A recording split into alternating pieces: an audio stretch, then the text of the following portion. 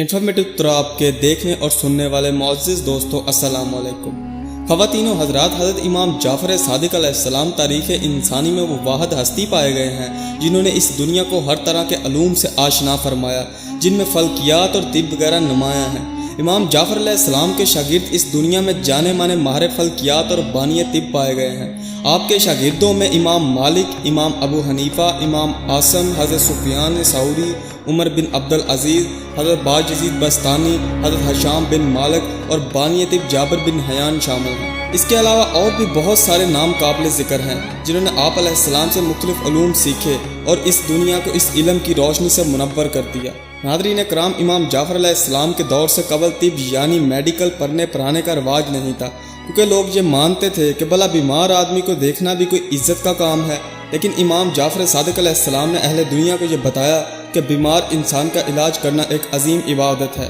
تب سے لے کر اب تک اس شعبے کو دنیا میں سب سے زیادہ عزت والا شعبہ مانا جاتا ہے۔ حضرت امام جعفر علیہ السلام ہی وہ پہلے انسان تھے جنہوں نے بتایا کہ جتنی چیزیں مٹی میں ہوتی ہیں اتنی ہی چیزیں انسان کے جسم میں ہوتی ہیں، اور انسانی جسم میں جو عناصر پائے جاتے ہیں ان کی تعداد ایک جیسی نہیں۔ امام علیہ السلام نے فرمایا انسان کے جسم میں 4 چیزیں ایسی ہیں جو سب سے زیادہ ہیں، اور 8 عناصر ایسے ہیں جو ان 4 سے کم ہیں، اور پھر 8 ہی عناصر ایسے ہیں جو ان 8 سے بھی کم ہیں۔ معزز خواتین و حضرات، 18ویں صدی سے انسانی جسم پر تحقیق شروع ہو گئی۔ پھر فرانس کا ایک سائنسداں جس کا نام مارا تھا نے انسانی جسم پر تحقیق کی، اور اس کا نظریہ بالکل امام جعفر صادق علیہ السلام کے ہم خیال تھا۔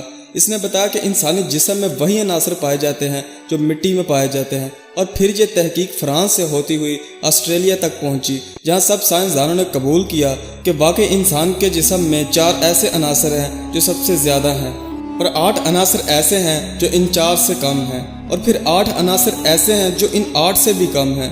ناظرین گرامی، وہ 4 عناصر جو انسانی جسم میں سب سے زیادہ ہیں وہ یہ ہیں: آکسیجن، ہائیڈروجن، کاربن، نائٹروجن، اور وہ 8 عناصر جو ان 4 سے کم ہیں وہ یہ ہیں: magnesium, sodium, potassium, calcium, phosphorus, chlorine, sulphur اور آئرن، اور وہ 8 عناصر جو ان 8 سے بھی کم ہیں وہ یہ ہیں: molybdenum, selenium, cobalt, manganese, iodine, zinc, fluorine اور کاپر۔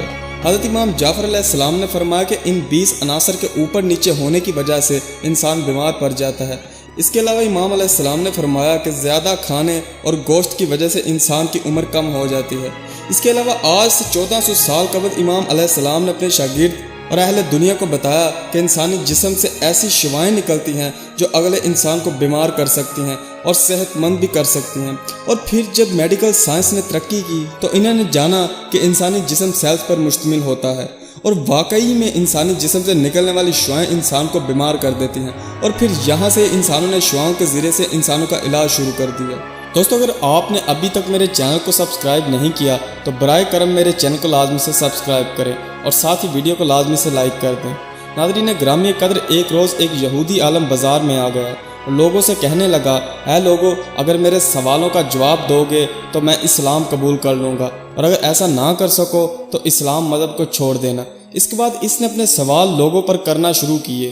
اس نے کہا، بتاؤ، تم لوگ کہتے ہو کہ ہر چیز اللہ کے لیے ہے، کون سی چیز ہے جو اللہ کے لیے نہیں ہے؟ پھر اس نے کہا، کون سی ایسی چیز ہے جو اللہ کے پاس نہیں ہے، اور وہ کون سی ایسی چیز ہے جس کا علم اللہ کو نہیں ہے، اور اللہ سے پہلے کیا تھا، اور اللہ کا چہرہ کس جانب ہے؟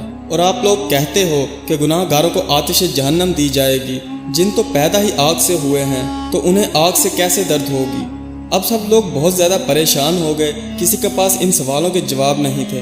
اب یہ لوگ جانتے تھے کہ اس کا جواب فقط اولاد رسول صلی اللہ علیہ وآلہ وسلم امام جعفر علیہ السلام ہی دے سکتے ہیں۔ چنانچہ اس یہودی عالم کو امام جعفر صادق علیہ السلام کے پاس لے گئے، اور امام علیہ السلام نے اس سے سوال پوچھے اور پھر اس کے جواب دینا شروع کیا۔ امام علیہ السلام نے فرمایا، تیرا پہلا سوال تھا کون سی چیز ہے جو اللہ کے لیے نہیں؟ تو امام علیہ السلام نے فرمایا، سن، شریک اللہ کے لیے نہیں۔ پھر تم نے دوسرا سوال کیا کہ کون سی ایسی چیز ہے جو اللہ کے پاس نہیں؟ تو سن، ظلم اللہ کے پاس نہیں۔ اور تیرا تیسرا سوال یہ ہے کہ کون سی ایسی چیز ہے جس کا علم اللہ کو نہیں؟ تو امام نے فرمایا، تم لوگ حضرت عزیر علیہ السلام کو اللہ کا بیٹا مانتے ہو، مگر اللہ کو اس بات کا کوئی علم نہیں کہ اس کی کوئی اولاد ہے۔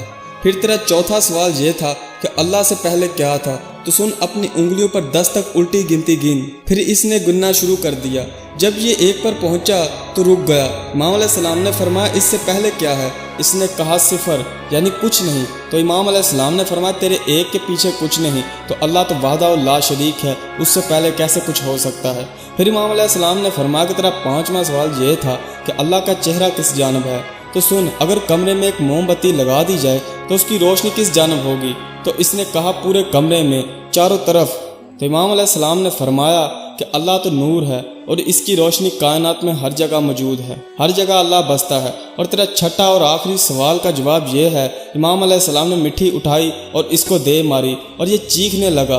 तो इमाम अलैहिस्सलाम ने फरमाया तू तो मिट्टी का बना हुआ है, फिर तुझे दर्द क्यों हुई? जिस तरह तू मिट्टी का है और मिट्टी लगने से तुझे दर्द हुई, बैन ही जिन्नात को भी दर्द होगी। इन सवालात के जवाब जानकर इसने कहा कि वाकई इन सवालों के जवाब कोई खुदाई हुज्जत ही दे सकती थी, और इसने कलमा पढ़ा और मुसलमान हो गया। सुभान अल्लाह। तो ये थी हमारी आज की छोटी सी इल्मी कोशिश। वीडियो अच्छी लगे तो इसको लाइक और शेयर जरूर कीजिएगा और साथ ही चैनल को लाजमी से सब्सक्राइब करें। हम मिलेंगे इसी तरह की एक और इन्फॉर्मेटिव वीडियो के साथ, तब तक लिए अपना बहुत सारा ख्याल रखिएगा। वस्सलाम, खुदा हाफिज़।